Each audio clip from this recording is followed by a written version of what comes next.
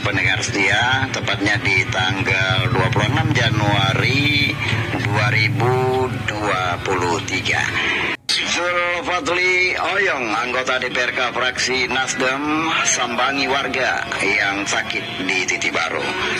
Seorang perempuan, Sarah Fadilah, yang berusia 23 tahun adalah seorang warga di Dusun Blangrail, Desa Titi Baru, Kecamatan Idirai, Kabupaten Aceh Timur akan mendengar. Beliau sudah lama terbaring kaku dalam tempat tidurnya sejak beliau lahir hingga sekarang ini. Pasalnya, beliau dikategorikan orang dalam kecacatan berat. Kondisi dari Sarah Fadilah sangat memprihatinkan dikarenakan kedua kakinya tidak dapat diluruskan seperti layaknya kita-kita manusia biasa.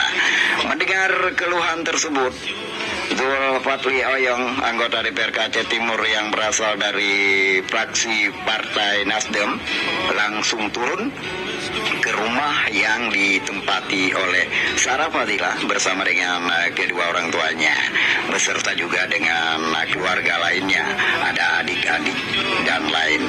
Kedatangan anggota DPRK Aceh Timur, Zulfadli Oyong, yang merupakan putra asli Bukit Hitam itu didampingi oleh Koordinator Kabupaten Tenaga Kesejahteraan Sosial Kecamatan, atau disingkat dengan Korkap ya, 3SK Aceh Timur, yaitu Bang Rahmat Hidayat. Biasanya kami memanggil beliau Bang Said Juragan. Begitu sampai, rekan mereka setia Halimah, yang merupakan ibu daripada Sarah Fadilah, dengan hangat menyambut kedatangan Bung Zulfadli Oyong yang hadir bersama istri dan asistennya. Kepada media ini, beliau menceritakan, Oyong mengatakan jika dirinya sangat prihatin dengan kondisi yang dialami oleh gadis yang malang tersebut.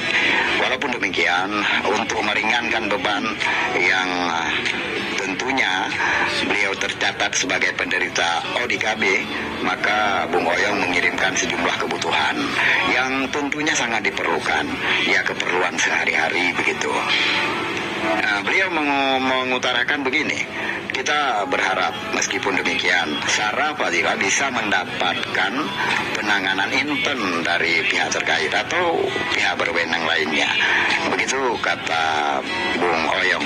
Sementara itu Bang Said Juragan mengungkapkan isi hatinya bahwa dirinya mengajak Bang Zulfadli Oyong untuk menyambangi Sarah yang terbaring sakit. Kemudian ianya juga menyampaikan rasa terima kasih yang sudah bisa hadir di tengah-tengah keluarga yang sedang dibutuhkan.